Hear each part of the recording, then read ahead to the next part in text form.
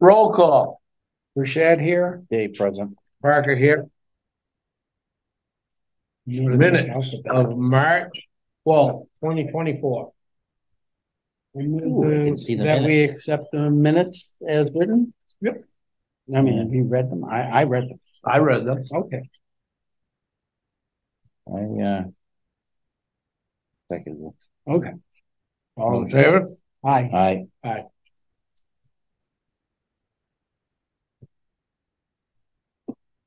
All right, public session. Anybody here for public session?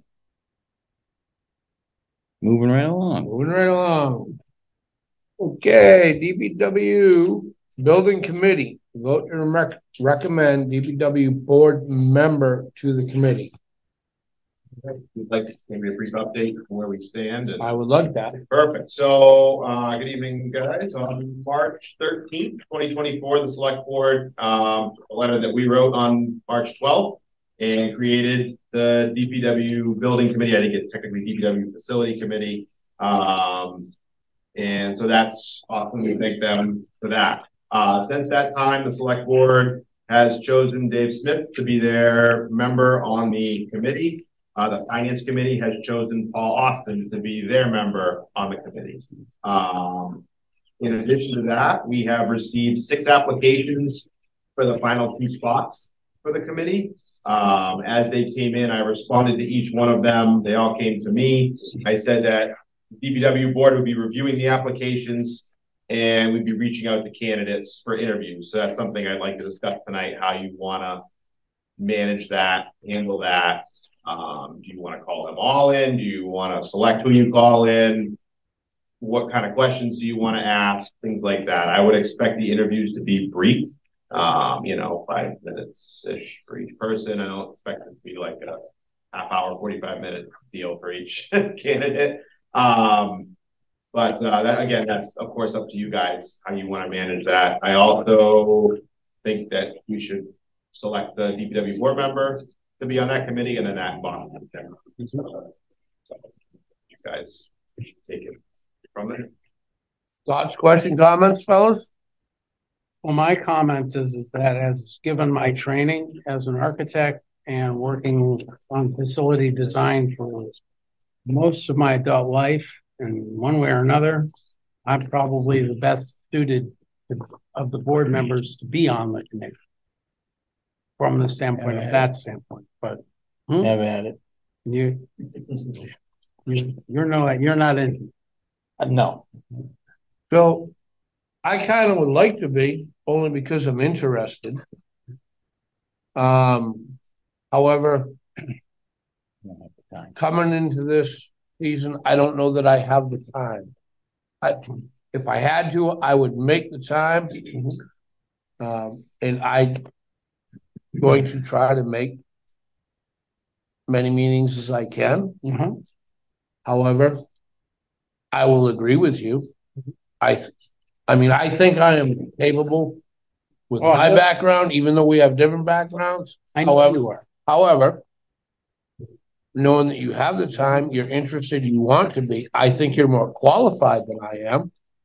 Okay. No offense to you, but I think he's more qualified than, as the architect and whatever.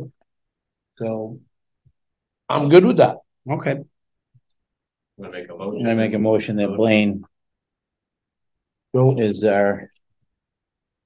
I make a motion that Blaine Broussard is our liaison, our DPW guy on the building committee. Okay. I second it. All in favor? Aye. Aye. Okay. Perfect. Great. God love you. I just had to spit that out there. Okay. But thank you. And I'll agree with Dean. You are quite qualified. All right, moving on. Well, let's talk about the volunteer application. Oh, I'm sorry. So we have 6 of those. You guys all have a copy of them.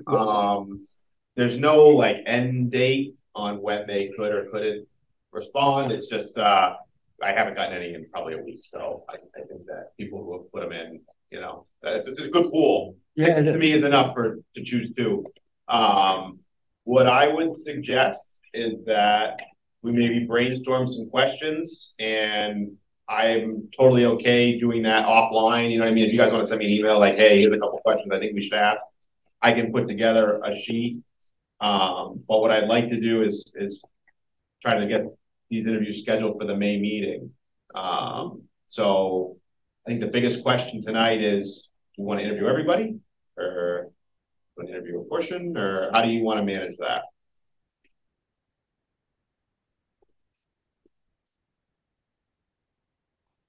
Yeah, what you said was 6? 6. Who's sick? My tendency is to want each one, if they're taking the time to fill this out and get interested, I would want to hear from each one. I also want to do a little homework on, because to me, the board has to be set up. I mean, we have finance, who do we actually have on the building committee? If there's only one of us who actually knows anything about buildings, that could be a problem.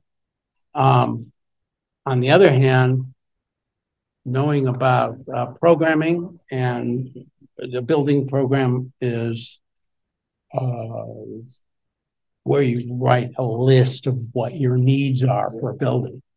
And I know for a fact that, for instance, Jack has gone through that a couple of times on a couple of different facilities. So these are the kind of questions I think I'd start to go in, is what are people actually bringing, as, you know, because there's facility management, but there's also facility layout. There's also, you know, planning, future planning. Funding. All kinds of different. We got the funding guy. I think Paul is amazing when it comes to that stuff. I mean, it's just my experience. But I do think it could be a really great progress and group that, you know, I think we can do some really major decision planning, and I think it'd be good to hone in on some of the questions. I don't think we need to do that tonight, though. No, you can send me 2 or 3. Okay. You have them, you know what I mean, and I'll put them together. From, you know, if you guys want to send them separately, put them together on a page. So I think it's a good idea, like Blaine said, to review a little bit of time, a little homework.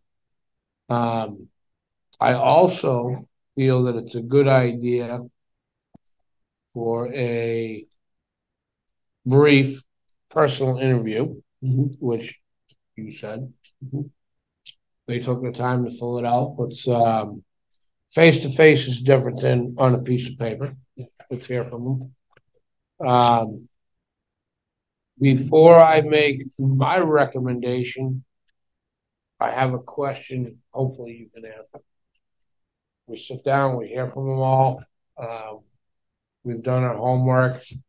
How do we go about electing them? Do we do that right then?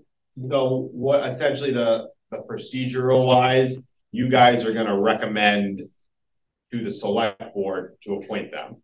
I highly doubt they'll overrule you. But essentially the select board is going to do the appointing to the committee, because that's what they do. They appoint to committees.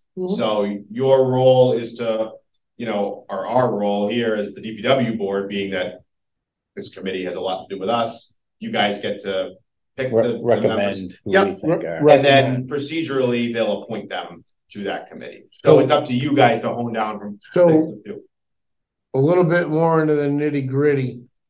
We meet with them, we interview them, they go on their merry way. Do we recommend them that night? That's totally up to you guys.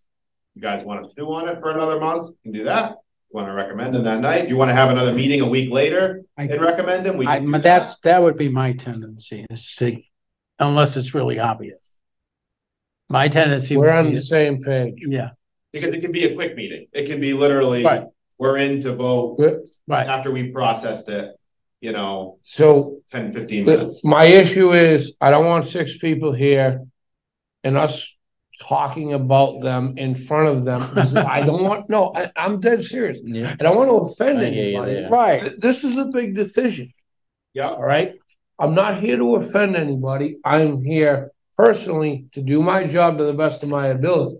But I may have questions. I may want opinions. Right. And I'm not sure I'm comfortable doing that in front of them. as long as you're talking to people other than the three people at your table, you're fine. But So, you understand what I I'm do. saying? Yep. It gives some time to process it. You might think of something, you know what I mean? I just want to be clear on how we go about this. And we need to discuss every aspect, so to speak, and make sure we're all in agreement. Yep, no, that seems fair, and I kind of agree with it, you know what I mean, and doing the, like I said, maybe having another meeting. So we can so I really like that idea. We can interview them. We can interact with them face to face, and then we can take a week and stew on it and think about it. What do you think? Yep. Sounds good to me. All All right. right, so I'll get them scheduled for May, I believe it's May 14th. That's our next meeting. I'll get them scheduled for that. And then the following week, I would prefer to do Wednesday, the 22nd, versus we have training the 21st for fire. So First or third? no, that you mean Tuesday? Week? Is that it's the 4th. Oh, we're good. Yeah. So maybe the May 22nd. The first Wednesday is the first of the month.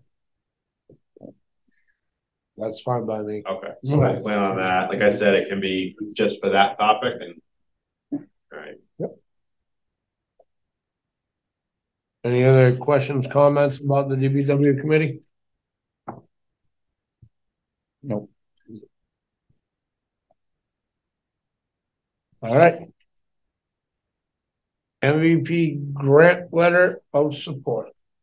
All right. So if you guys remember several meetings back, in my superintendent update, told you that we had put in what's called an expression of interest for 2 projects to be eligible for the MVP grant. MVP stands for Municipal Vulnerability Preparedness Grant. We are an MVP community, which means we've gone through our MVP plan, submitted to the state, it's registered, so we're eligible for these grant funds.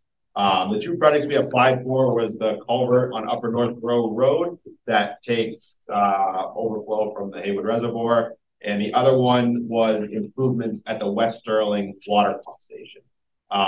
In several discussions with the folks who administer the grant at the state, they suggested that the water pump station would be the best candidate for this project. So we are moving forward with that grant application. So it's a multi-phase approach. For those of you guys that don't know, the West Sterling pump station off 140 runs parallel to the East Wachusett Brook, which goes into the Stillwater River, which goes into the reservoir. There is a stream gauge on the Stillwater Reservoir whenever that stream gauge reaches 8 feet, where we know that our road is completely washed over by the river and we can't get to our pump station. Our pump station doesn't flood, it's high enough, but the road itself does. Seeing that that's considered critical infrastructure, it makes it a perfect candidate for this project. The crux of the first piece is to study what's there, survey, because we're really close to the neighbor's property, and come up with whatever we need to do permitting wise and conceptual design of how can we make this road more resilient, right? Obviously, we're going to have to raise it up a little bit. What would building it look like? What are we going to put under it? Does it need culvert for relief? If we put relief culverts, where's that water going to go? You know, it's going to look at all those kind of things.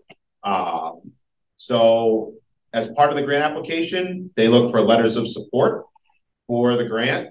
So far, we have letters from the Select Board, Senator Durant, Representative Kilcoyne, Mass DCR wrote us a letter. We have a couple others. I think a letter from the DPW board would be good as well. So I have a question. Yep. That road. Yep. Is that actually town-owned property or is that an easement? It is town-owned property. Okay. believe it or not. Well, it's so close. I mean, I've been down there many times. I've always assumed it was the town owns a huge piece back there, like even the wetlands. It's not even owned, it's very unique. But the closest property line is with that neighbor. So that's the closest. Yes, but it is a town-owned piece. Is there markers showing it that where the town? There will be after this grant. That's the first piece of survey, finding it. We hope there's markers. Well, we don't want to do an oops and. Exactly. And end up with a retention pond in there. Yeah, I don't know how that could have happened. So if you guys are good with the letter, if you want to sign it, we'll include it with the action grant. All right, so they only need one letter. I signed it. Okay.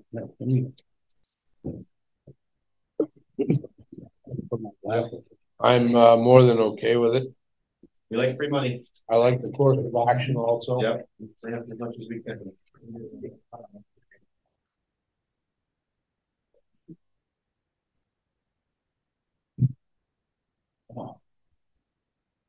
Yes. That took a lot of your time. You put some great effort into it, and we thank you for that. We good with that? Someone have a copy. Yeah. So as long as I get it. That's yeah, I'll give it to her. Or you or her after. We good with that? I'm good. Agenda. All right. Number 6, private organization modifications to town property. So if you remember, we talked about this briefly at the last meeting, being a future agenda item. I think I just want to start with a couple brief things. I want to make it clear that this conversation is a general conversation, not directed at any particular organizations or departments. I personally don't feel like any department has failed. There just aren't a lot of systems in place for interdepartment communication and organization communication. You know, I think immediately things that happen like at the athletic fields and whatnot kind of come up with these conversations. And there's a lot of past history of how things have gone on. I think Andy can probably elaborate more on that than I can. But we just want to make sure that all departments, you know, are communicating properly. And I know the other departments want the same because I talk to them about it all the time. So, yeah, Andy, do you want to? So my take on this matter is it's been an issue many years. Not a major issue, but a minor issue, but that minor issue can develop into a major issue. I think we should somehow adopt rules and regulations on a procedure. Should you want to add or modify the town property. As far as maintenance, I think there should be some wording about maintenance. And it comes down to oversight, because ultimately this department has to deal with that. Not in charge, so to speak, for everything. Excuse me. But we are ultimately responsible.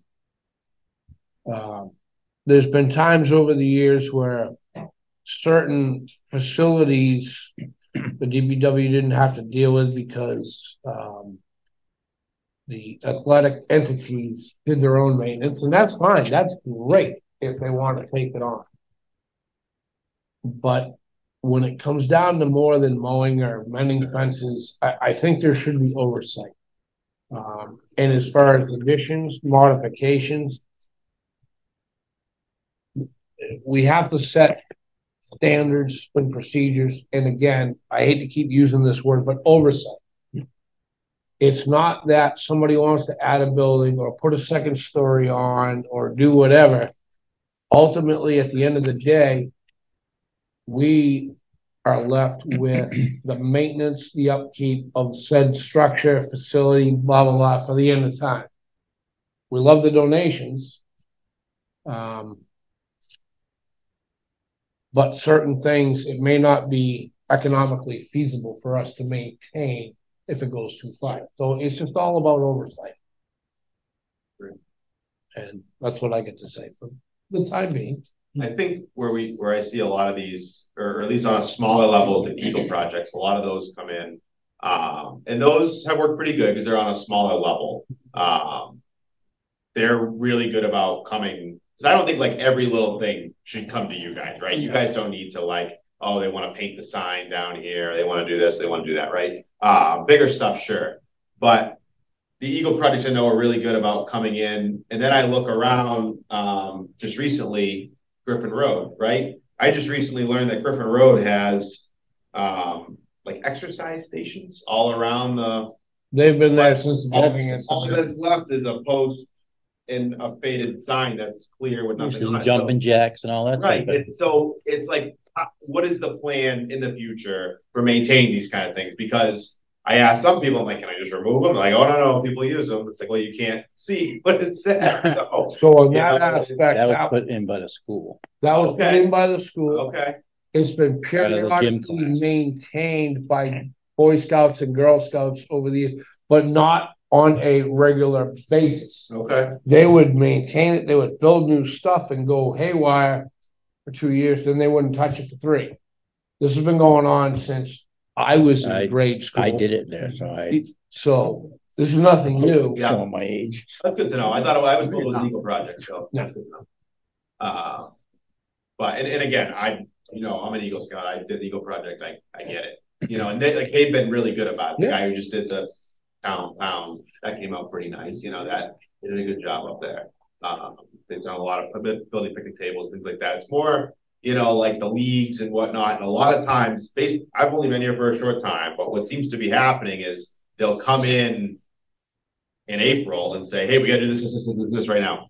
Like, wait a minute. Like, that's not how we operate, right? And if they do all these different things, then we're, like you said, we're left with it, right? So how do we govern that oversight, I think is the best one. So my initial thought, and believe me, I've been thinking about this for a while, is if we can adopt some sort of procedural thing on paper. Yeah. And we can get it to Sherry where she knows, because she sees more than we do. It comes to her first. Yeah. She will have it on paper to be able to say, okay, this, and this, she has a set of rules, regulations. Love that. Yeah. That when it's black and white, it makes it so much simpler rather than he said, she said nonsense. And how do we go about making those rules? I don't know. That's my job. I want your thought. Yeah. Well, the municipal vulnerability plan actually requires us to have oversight on some of this stuff when it has to do with drainage. If people are doing stuff with whatever they're putting down, do they know what they're putting down? Do we know what they're putting down? Because we have to maintain it. I mean, things, I'm not suggesting that I would turn away somebody who wants to grade a driveway for us or a parking area, but I would like to make sure that it was done with oversight. So, I mean, that to me, we're in charge of roads, we're in charge of water infrastructure and fields, parking lots, all of that. And so if we're in charge of it, and there's any major things done, and I am comfortable with you saying, in my mind, this is becoming major. All right. And if part of the review process would be what I would call a sanity check, that nobody needs to go too cuckoo if they want to paint the sign. Right. Yeah. Right. Exactly. Exactly. But I'm more worried about larger issues.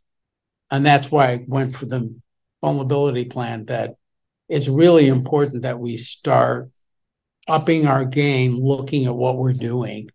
And that applies not just to these organizations, but also to driveways and all this. I mean, everybody has to up their game on this. And so that's, I see the reason I brought that up, Andy, is I see the procedure being similar.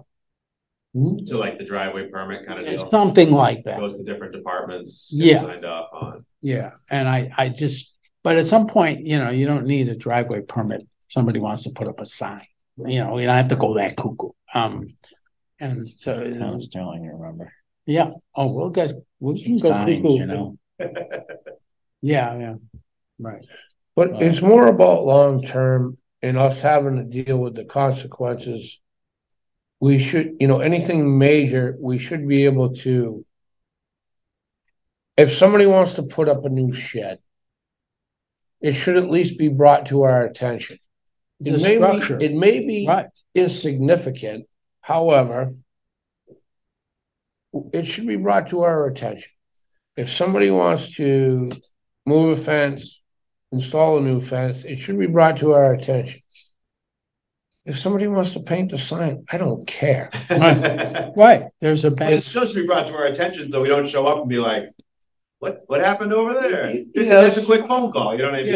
And that we haven't had issues. So if we can adopt a set of rules and regulations, and more importantly, a set of procedures. Yeah. And it's not like me personally, it's not like I'm looking to slap anybody's wrist. If something happens and it wasn't brought to our attention, we can go to them and say, hey, here's the procedure. Here's the procedure. I don't, at this point, I don't want to even talk about consequences. No. Not worth it. It's not worth it. But if everybody has a set of procedures, I just think it would streamline and make things that much better. Mm-hmm. And if I'll kind of pick on you grading the driveway, which I'll pick on Griffin Road because there's been a 40-year issue with that washout. Yep. If somebody said, hey, we're going to regrade it and whatever, and we asked them what type of material they're going to use, and they say they're going to get overburden from across the street. Hell no. Right. Because that overburden is going to end up in the middle of the road at Griffin and Muddy Pond. Right. That's going to be a nightmare. So, and that's where I think we should have the authority to say, no, you're not using that material. Right. If you're going to use 3/4 stone base and do wrap on top. Yeah. We approve. Yeah. And I'm just using that for an example. Correct. That's kind of where I was going to. Yeah. I mean, I do think the procedure is similar in a funny way to a driveway application, but I didn't think of it that way, but it's a step-by-step thing that who gets that application. And then we don't have to contact all these other boards like we would for a driveway, but the procedure is similar. So I think we've made our point. Mm-hmm. I think I don't want to shut you out. I'm just not like an Oreo cookie. I keep looking at you and you're not. That's the best part. I think everybody's just going to remember the property belongs to the town of Sterling. Right. Okay. Mm-hmm. And it doesn't belong to one taxpayer. It doesn't belong to two taxpayers. It belongs to all of us. Mm-hmm. Okay. And you have to make it so that everybody's included.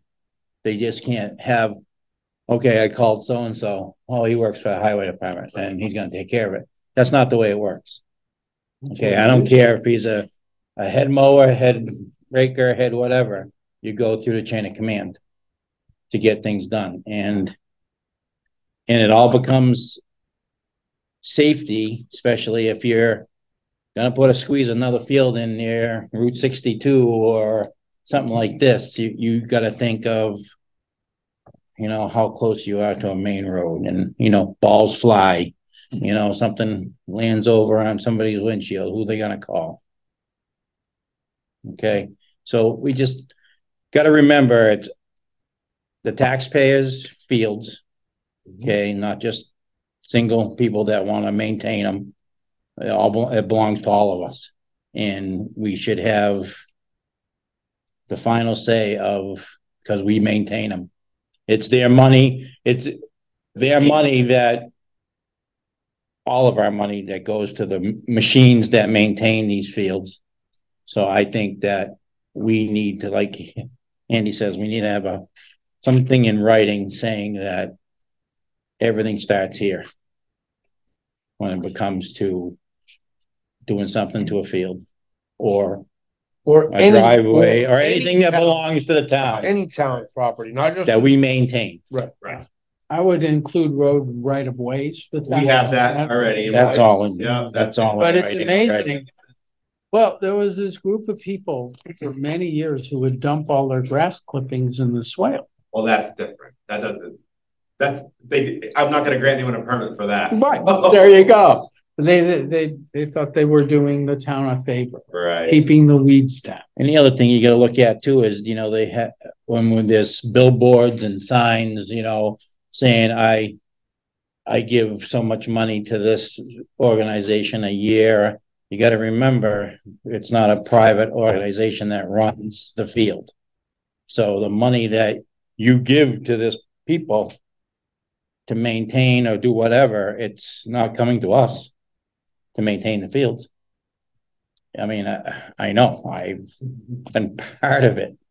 So, you know, you can plaster the whole field by, you know, I give you money or I donate this to you or whatever for, you know, the backstop or whatever there. Well, that's fine, but who ends up maintaining when it falls over or gets wrecked or bent or so. So I think we're all on the same page, and I know that you are bored and have nothing to do.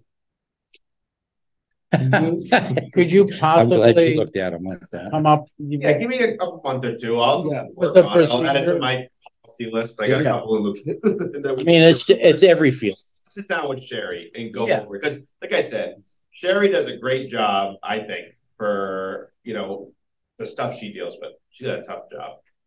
Very tough. And extremely. She wants nothing more than something like this, because everything is different that comes through her office. So, because all the stuff, like I brought up the Eagle projects, the field, everything goes through her office, because it's like, you know, I don't want to say it filters down of like, who doesn't want to deal with this today, and it ends up in her lap, which she does a great job of it. But I think that she would, so let me sit down with her, because I know that she would really appreciate this quite a bit. Communication too. Right. I feel that she's very good at communicating. I feel that this department's different than it was 10 years ago, that she's able to communicate with it. And if it takes you a meeting, 2 meetings, 3 meetings, we'll get it to. As far as I'm concerned, we've been going like this the way it is right now for 100 years.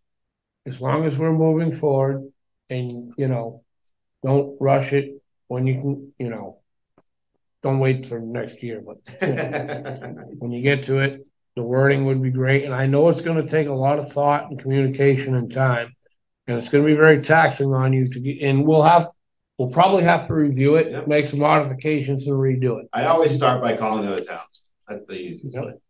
Yeah. And that's great. That's the easiest way. That's where I reinvent the wheel. Someone else has already done it. Right. Somebody's already done it. I would love to move forward on this. This is right up my alley. We good with this? Yep. All right. Excellent. Groundwater coming from private property. All right. This is another one that Blaine brought up at the end of last meeting. I think, Blaine, you want to talk mostly about groundwater, right? I think that the sump pump issue is a different issue, and that's one that we can, it's hard to manage, but we try to manage on a case by case. But you want to talk about groundwater bleeding out? Well, I've seen it. Yep. And you guys have seen more of it. And so the question is, and again, I don't want it to be onerous. I don't want it to, but I do feel like as that we need to establish record keeping of where it is, where it's coming from. So when it's time to do the roads or the sidewalks or whatever in that area, that we design to deal with it.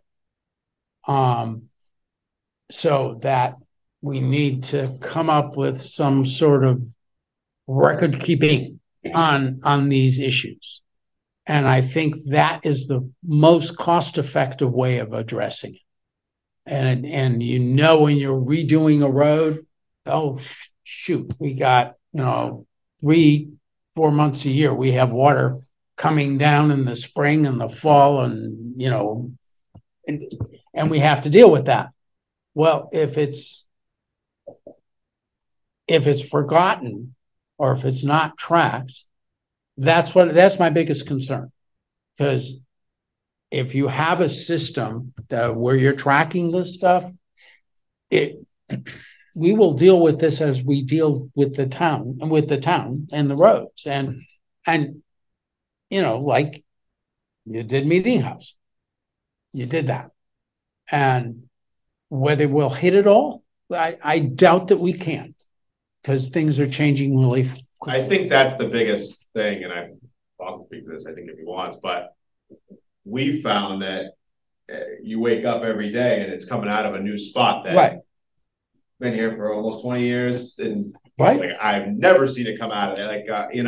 And I think Kendall's a good example. Like, that's not a spot that was bleeding before we paved it. You know right. what I mean? And now we're Maple Street out of the driveway is another one. That's right. a spot that was been bleeding for 30 years, and all of a sudden we're closing sidewalks this year because it's bleeding out of the middle of the driveway. Right. Someone didn't install a pipe and dead end in the middle of their driveway, buried underneath the driveway. I don't think. No. So it's ever changing, and I agree with you, because it could have been doing this 30 years ago and then stopped for 20 years and then done it now. And this is the kind of stuff that I'm to the work orders programs, Warren, I can easily track in that, which I know we've been using a ton, and it's been great. So, it's as simple as me putting in, number Maple Street, water bleeding out of the middle of the driveway, closed sidewalk, reopen this date, done. And then when we go to pave a road, we type in Maple Street, we look it up, and we look at when we get a history, because we've been using it for a while, we can say, here's all the things we've done on Maple Street. Pothole, gate box popped up, we got to look at that. Water bleeding out. Okay, let's manage that before we pave. We do have I have a thought on Maple Street that I think we'll be able to mitigate that water. But it's really what we've been doing is kind of chasing around in circles. No different than Pheasant Run. We got a plan for Pheasant Hill. Sorry, a plan for that as well. But it's people move things around in their yards, and someone does something in their backyard. We don't, or should we have control over it? Of course, things change. I guess we do have some control when we get on a new project or on a building permit where somebody's putting in a blah blah in their backyard, and the blah blah is changing how it drains. At that point, I think we need to have a heightened way of looking at that. And we need to have a coordination with the building department so that our roads are not getting damaged by lack of oversight or lack of coordination. Right. Because I'm more concerned about, I don't want ice on our roads and water washing across the road, because now we got a 20-year road becoming a 5-year road, and that's not in the game. So I don't think anybody would be pushing back on this, but I think it's just a coordination thing. Tracking. Yeah. I understand.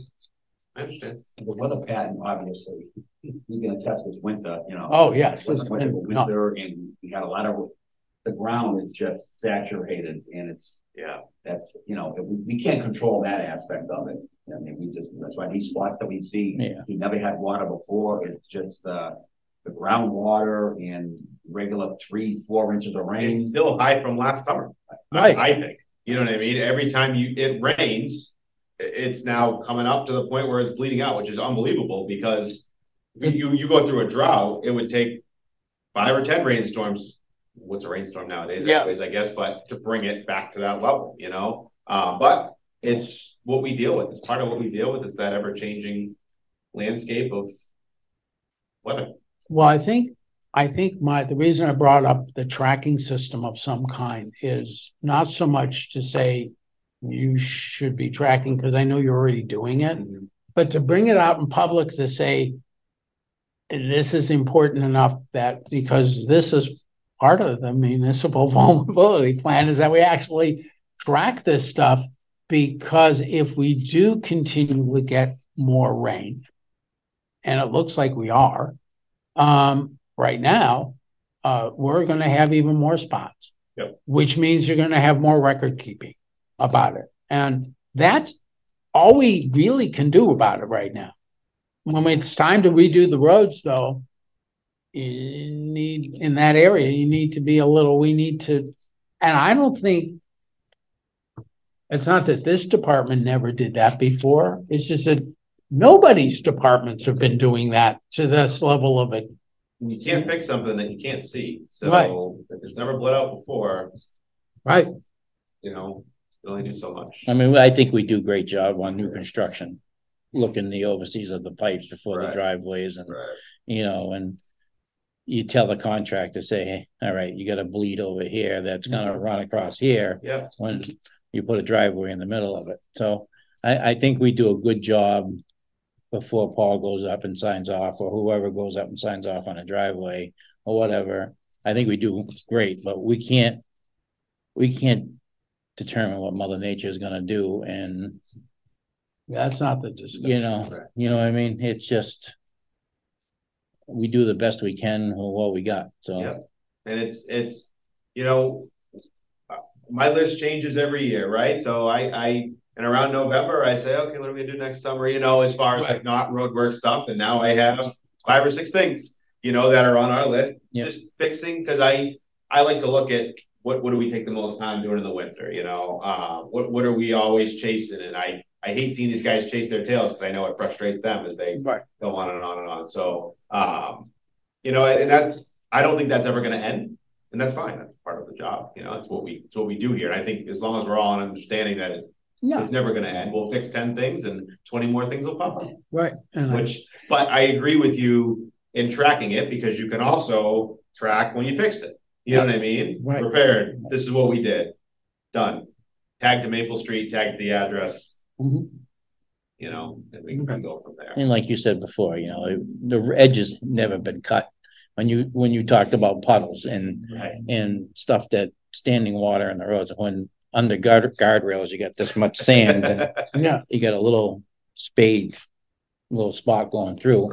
I mean, you guys did 140 extensive, and I mean, every road's like that. I mean, you can't.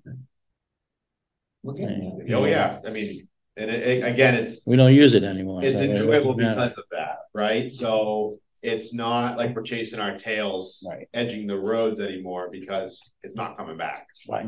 Not to that extent. So. All right, good. I have a question. Shoot. I agree with tracking and documenting, so you can keep an eye on certain areas. But I guess my question is, what's your end game? Because things are going to change constantly from now to the end of time. It could bleed out here for a year. We might not see it for 30 years. It could bleed out here for 5 years, take a year off, and then bleed out for 7. I guess I'm having a hard time understanding what you're actually getting at. What's your end game? The end game is to do a better job protecting the roads. And so believe me, I understand. That to me is the asphalt's biggest enemy. I get that. But I'm just not understanding Well, way you're wording it, what you're getting at. okay. I don't believe. Let me rephrase this. All right. For many, many years, this operation, before any of us, this operation worked off of institutional memory, meaning the memory of the people. Yes, that's Right? in the past, where he's tracking it now. Right. And So this is where I'm getting confused. all right, no, we have to do a better job to respond to the changes, because the changes, you're right, they pop up in different locations, but they have a tendency to pop up in the same location, maybe slightly different. And if you say, well, look, it popped out here 5 years ago, and here a little further down, it popped out here. Now you know you're going to have to deal with a whole linear situation along the side of a road. It gives you having the information, having the tracking, and then paying attention to it before you redo it gives you a much better chance of dealing with it. You're still going to have the stuff come up. I mean, as far as what you were talking about, Ryan, we have an area on our property that I was waiting for it to dry out to do some work on, and it hasn't. It hasn't dried out since. Part of the Wiki Peaky now. Yeah, it's just like whatever. It's because the water table is 7 feet higher than it has been in the last 15 years. It really is Brook never stopped. outrageous what's going on. And I'm not, the end game is to have better decision making and better action plans. Like when Ryan was, that's to me, which means it is a moving target. Ryan was talking about one of the previous meetings about doing the roads correctly. That he wanted to try, for instance, the system that the state was using to fortify the base, and he was going to use that on, say, Pratt's Junction. I'm just throwing this out. And this is the kind of thinking that comes that could give you a little bit of protection. But if you ignore how the drainage works with that system's not going to save. So I'm just, how do you put it? Chasing a better result, which is a never-ending end game. All right. So you never have an end game. You're just trying to do a better job and keep track of it, as you were saying. And I know that we've got the fundamental organization for it. So I really just wanted to encourage more of that kind of approach. How can we do it better? And how can we do this stuff? And you can't without having years of information. And if you're tracking it, you're tracking it. So I just wanted to talk. I wanted to make sure that was brought up in a meeting, that you're actually doing all of this. And that to me is the end game, to talk about it. Mm-hmm. All right. And I think the boys do a fabulous job chasing it. Yeah. Yeah. You know, because that's all they do is chase it. If it came out there 5 years or 20 years. I know. Yep. You know? And you know what? Next year there'll be 5 new spots. So it's and there'll be 4 new spots that are dried up. Yep. Mm-hmm. Yep. Part of it. Yep. Okay. You good on that? Yep. No sump pumps. Mm-hmm. Project update. All right. So we talked about the facility tonight. We're kind of on our way there. Scheduled roadworks. I meant to bring the bid table, but I forgot. Lazaro was the low bidder for our contract. They came in just under what I had estimated the bid to be. They came in well under the DOT estimate, which is what I expected. We had 6 bids, so good turnout. I was happy about that. Happy to have Lazaro back again. I think they've been doing a good job. I like working with their crews. I like dealing with their crews, and that helps to have that continuity. They know what we want. you know, we know what they're looking for, what they need to schedule. So, I talk to them at least once a week, sometimes twice a week. We are full steam ahead on Ridgewood, Hastings, Roper, and Westland Farm. So we're starting with those. We're gonna get those hammered out as soon as we can. We have 4 pipes to replace up there before we do it. On what road? Where the pipes are? Or on what roads are we paving this? No, spring? where are you replacing the 4 pipes? One's going on Hastings, that's a new pipe. We're doing on Hastings, and we're doing 3 on Westland Farm. Okay. Ridgewood's turnkey. The infrastructure underground is a lot better than the top. It's all concrete pipe. It's good stuff. So, you know, the bases look really good. The structures look good. We had some in the Sandy Ridge, some precast ones completely rot out. These ones look good. So, that's a turnkey project. We're ready to go. Good. This does all, it includes emulsion injection, no calcium. So it's the same thing we did on 62, where we're mixing in that liquid asphalt with the base, unlike what we've been doing with calcium. So I think it's going to give us a better product, especially for the materials that we see up there. So we'll be working possibly starting next week. Again, the water table is super high. We're going to get a bunch more rain the end of the week. If we can get it to dry up over the long weekend, we maybe do a pipe or 2 next week, and then 2 more, and then it's all theirs. So that's where we stand there. Same regard with the Complete Streets grant, the Maple Street sidewalk. Long weekend? Yeah. Right. Yeah, run the marathon. We're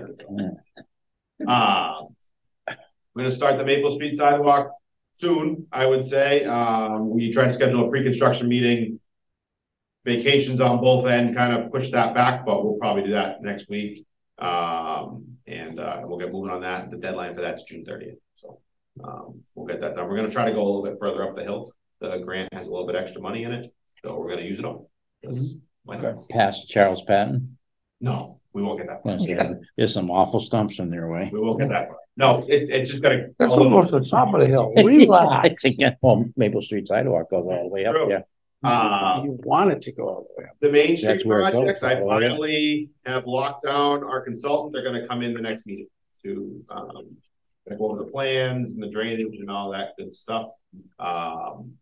So that's the hope, and we are excellent elbow deep in grant applications for that project for construction. So we're working towards that. Jumping into the water stuff, Crowley Road, we received our MEPA certificate. So we have that. There's a couple other small permits / amendments that we're waiting for, but the MEPA certificate's a big one. That's really what we applied for. That's the environmental impact, if you will. So we did receive that. Every single entity, their first question was, well, you don't own the property. How are you going to do this? You don't own the property. How are you going to do this? And we kept responding to them like, look, this is chicken and egg right now. We're not going to spend the resources to get the property if you're going to deny it on the other side. So we want your approvals first. Feel free to condition it for the property. Then we'll deal with the property. So what irritates me the most, can't tell me they've never heard that before. I completely agree. And that was the same sentiment I was getting from all our consultants. They were like, why is this such an issue? But we got through. The amount of questions we got on that was unbelievable. Redstone Water Main, that bid opening is scheduled for April 18th. 2 Thursdays from now. No, next Thursday. Good group pulling those plans, typical. Not a lot of questions, so that's good. So that's nice. And then West Sterling generator replacement electrical, we had some questions on, so we ended up pushing that bid date. It was originally last Friday, we moved it to next Friday. So I'll have some numbers for you at the next meeting. Vehicles, I finally heard today that the crew cab truck, the one that I'll be taking, is on the move. It's in Toledo, Ohio, apparently. And they said it may land around the 20th of April, somewhere in Massachusetts. So cross your fingers. If I see it in August, I'll be surprised. Sitting next to the one in Madigan. Yeah, maybe. So yeah, That's what I got on the projects. Questions, concerns, comments? Ryan, how long is Roper Road? You want to wait? I think it's like 950 feet. It's pretty short. I understand that. Okay. Just make sure that we stop at that property. Yes. There's a very definitive line. They like us. They are very understood. You know what I mean? Understood. I have it measured to where we end on GIS, which is our property. Yeah. Okay.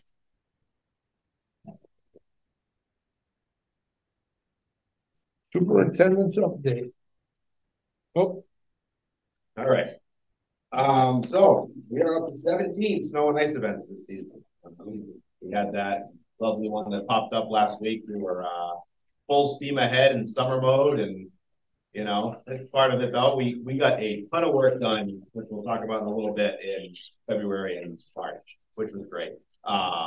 So we took care of last week, really no big deal. Just kind of sloppy mess. Again, as always, I appreciate the guys for their hours that they put in this winter. It was kind of an interesting one. There was a couple storms that were long, you know, but definitely a little bit of a different winter. Our salt usage is directly in line with where we were last year, which I think is good news because we saw a huge reduction last year from the year before. Yeah, I'm happy with that. We have since converted most of our fleet, not all of our fleet, back this summer. We're ready to keep going with summer or good weather.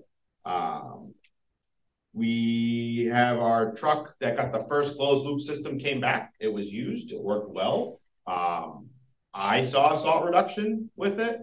It seemed to do, you know, the same idea. I think the biggest thing with the closed loop systems is we don't know what 300 pounds per lane mile or 500 pounds per lane mile looks like. We know what 3 and 2 on the dial looks like, or, you know, 2 lights here and 1 light there.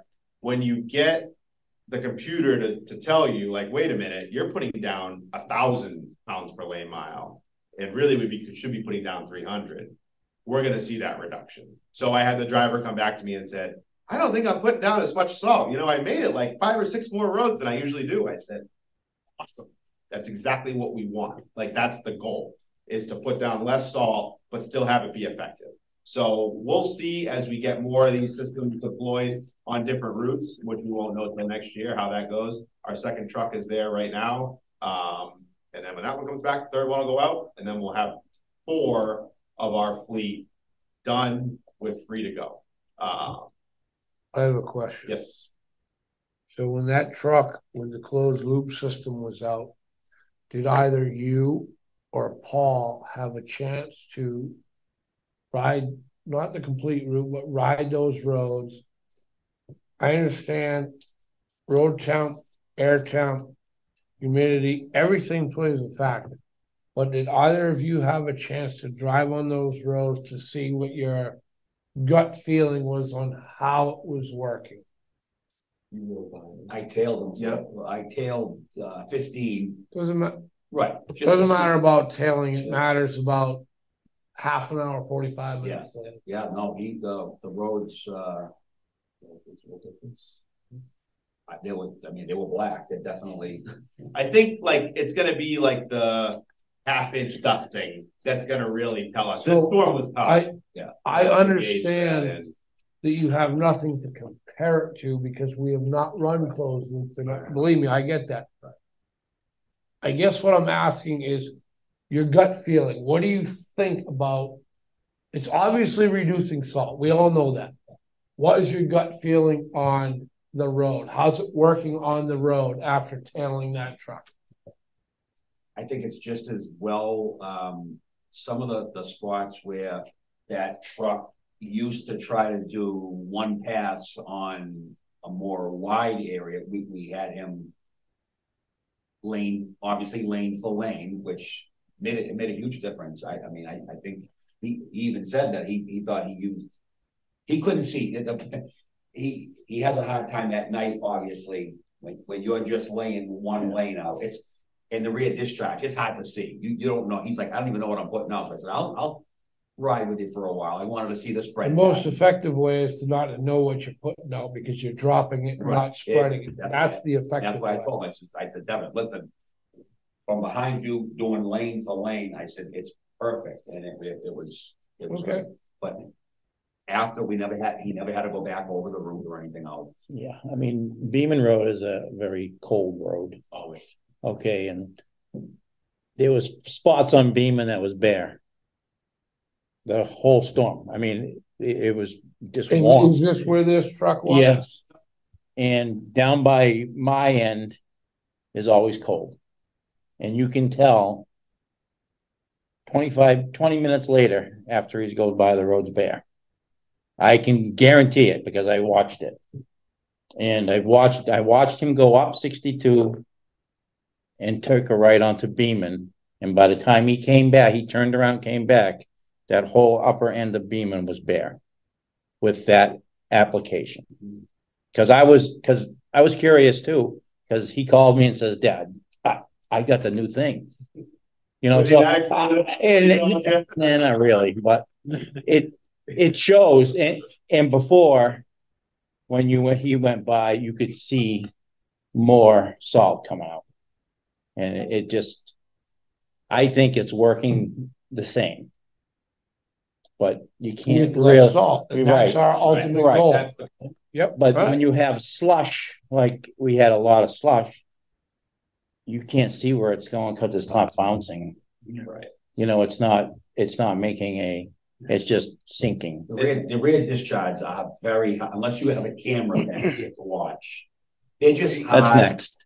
During the day might be. I know. That's okay. During the day might be a little easier, but at night, you know, I mean, it's hard. A lot of it, sorry.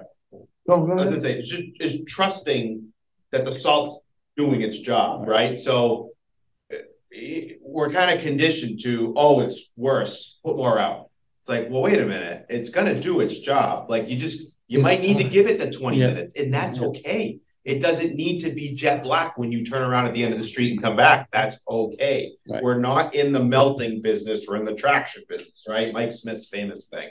We're not here to melt the snow. We're here to make it not slippery underneath it. So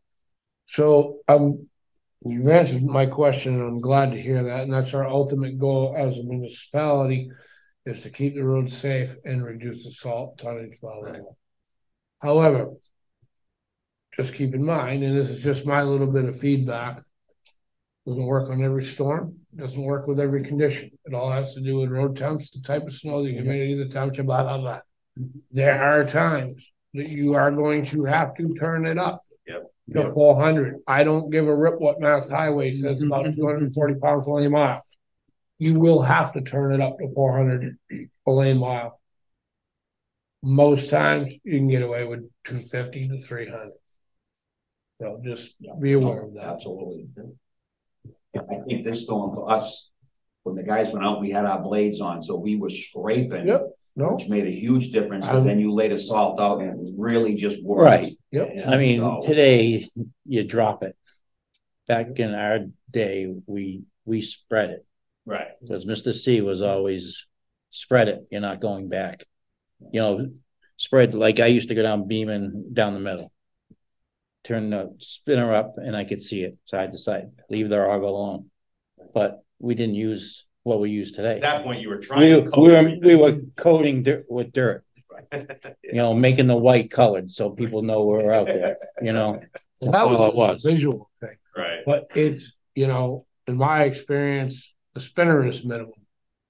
You know, keep it, because the more it goes out, the more goes in the gutter. Blah, blah. Let the cars spread it around. Right. So you want the cars and when the cars, wheel tracks, you got to get the cars spread it around, it also works better. They're grinding it, blah, blah, blah. But it's going to be, I'm very excited about this system because over time, with more trucks, we're going to greatly reduce the salt usage, which is good for the environment, good for everything. If we can do the same, if we can do the same with less salt and get the same result, then that's ideal. That's ideal. Yeah. We're in the learning. Like I said, we're right. You gotta get a hard cold to find too. That, you know, then you can tune it and you can I mean, when it's really, really cold out and you're trying And to, traffic count makes a huge difference. Oh, we see The it. more traffic, the better it works. Nighttime Yeah. is tough for us because 2 o'clock in the morning, there's no traffic out. They don't so work. It's like, you know, guys will say, you And know, once it drops below 27 degrees with no traffic, you do. Yeah. All right. So we've begun sweeping as the weather allows. I think it was really only our second day. We started the beginning of last week, and then we had a snowstorm, and we're back. Oh yeah, we're back. Yeah, I told back you. up today. You know, at this point, I would say we'll likely finish, you know, sometime in the beginning of June. That'd be the hope. We'll have 2 weeks off and take everything off and go full Memorial Day blitz before Memorial Day. So, but we'll be out there cruising around and, first quarter 2024, or second quarter, no, first quarter 2024 water bills have been mailed out. It's an awesome turnaround to have them out this quickly at the end of the cycle. We told the Reeds we had them mailed out by Friday. So we told them we closed the month on Monday, and we mailed them on Friday, and that was great. Seamless.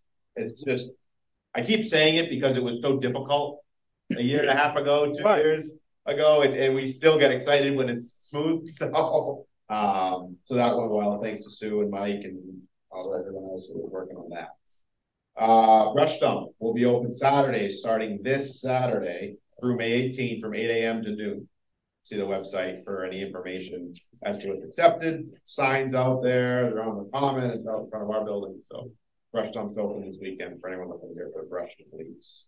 We're seeking applicants for seasonal labor here at DPW. Typically, they're high school or college age folks over 18 and possess a valid driver's license. So they can apply our town application.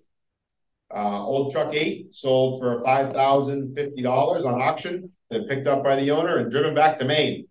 I picked it up last Friday and drove it back to Maine. You're not there yet. But you got it. Actually, got it. Flat 190 and not be able to make it up there. Yeah.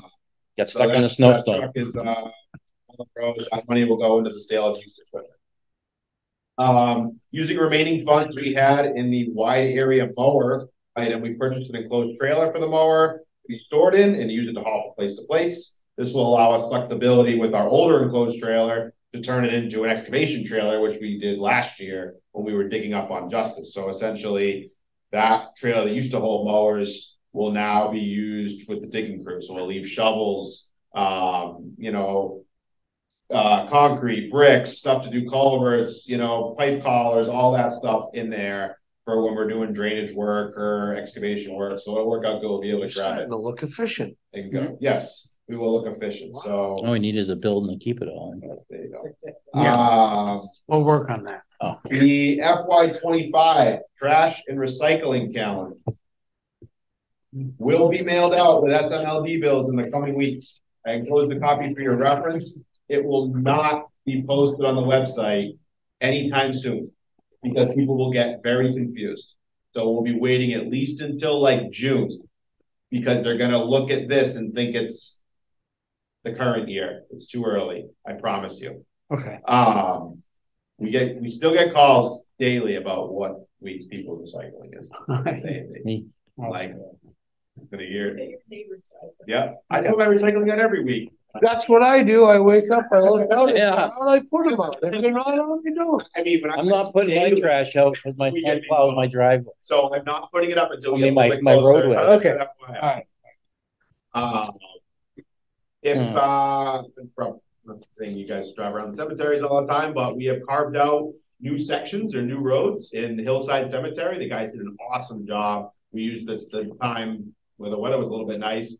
We extended the water line out, so we now have water as it should be in between the rows. The guys did a great job. We put PVC posts with copper coming up. It looks really classy and finished well. The roads are installed. They have rolled base. We're going to be, as soon as the plant opens, we're going to get Geneva into pavement. So that is the capital item that we had a couple of years ago to do that. Oak Hill's next.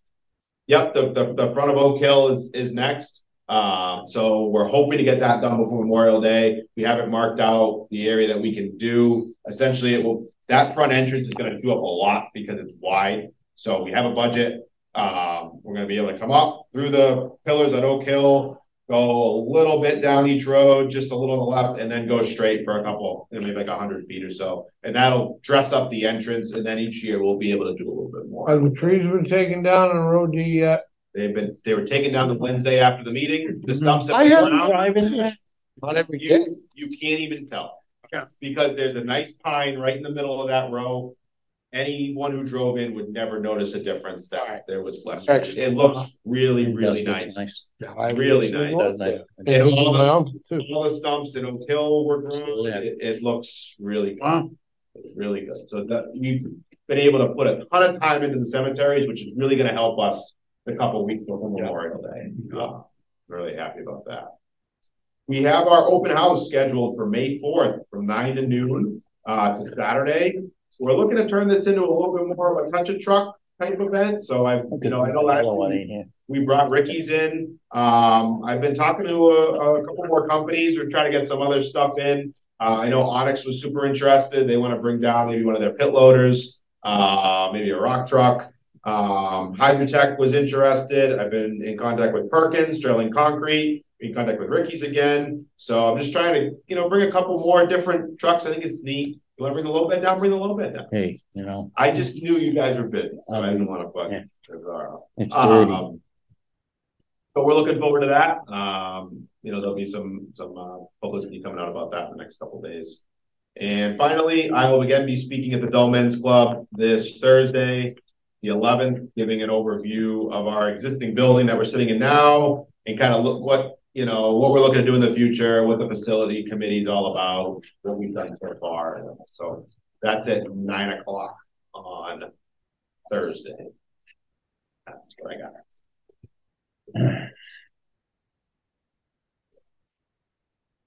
I have one thing. No, it's good. That's good. It's funny. Well, it was funny for me. That is great.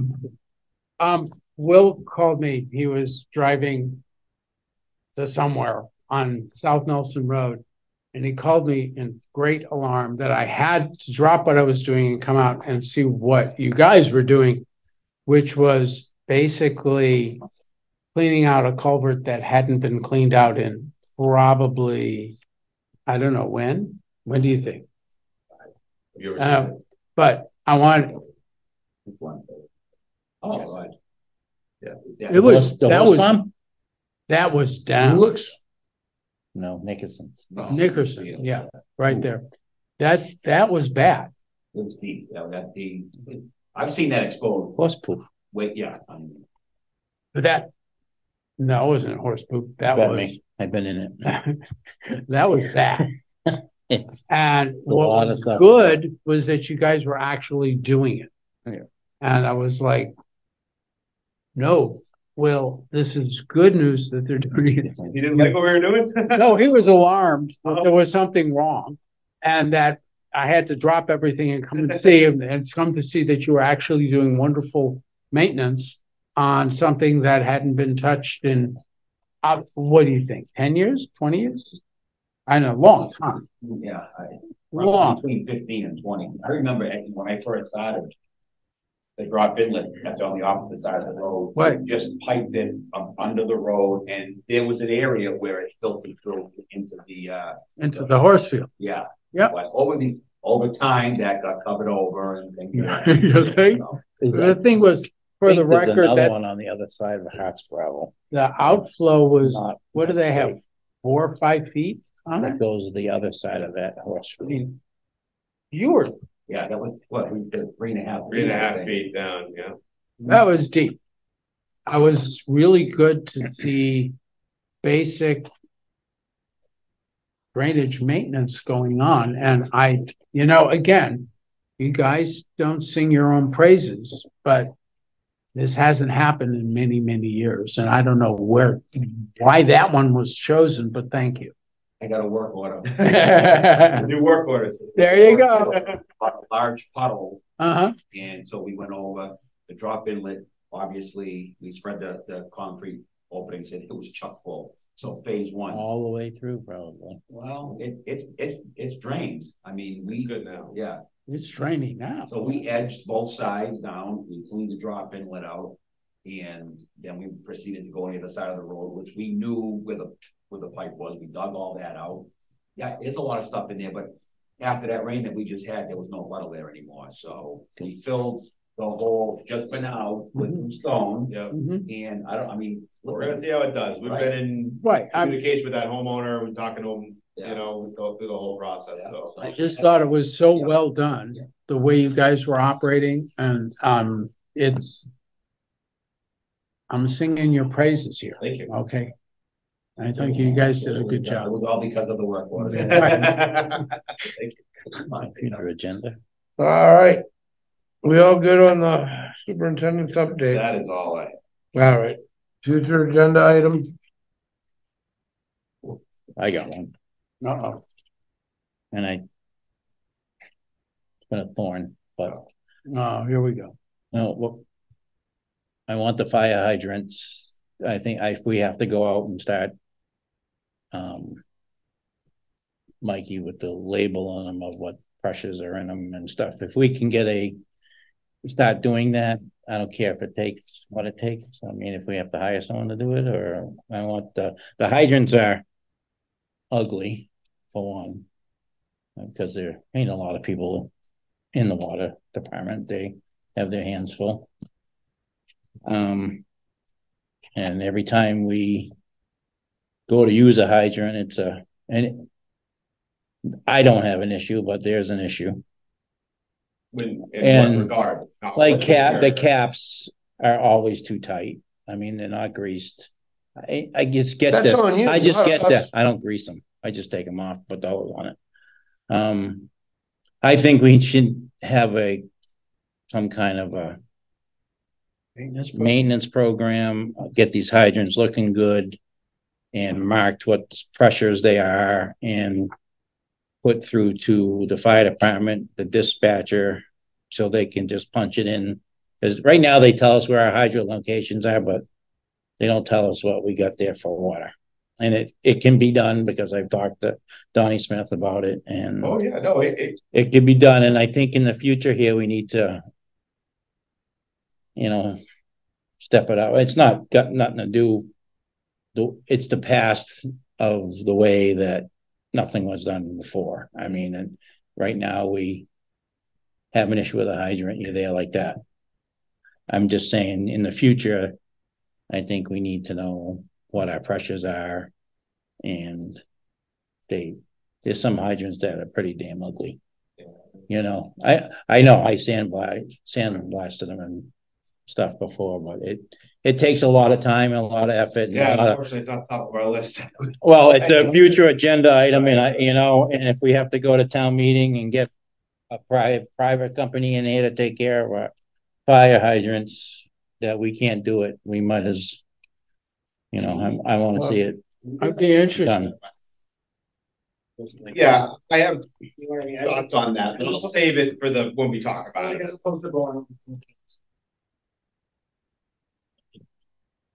Yeah, yeah, like Brendan says, other towns have the steamer, a different thing, 9 times out of 10, you're taking the steamer off to lay a line, and they'll just say, okay, we know. They look in the truck and say, okay, we got a blue cap here, we got so much water. If it's right.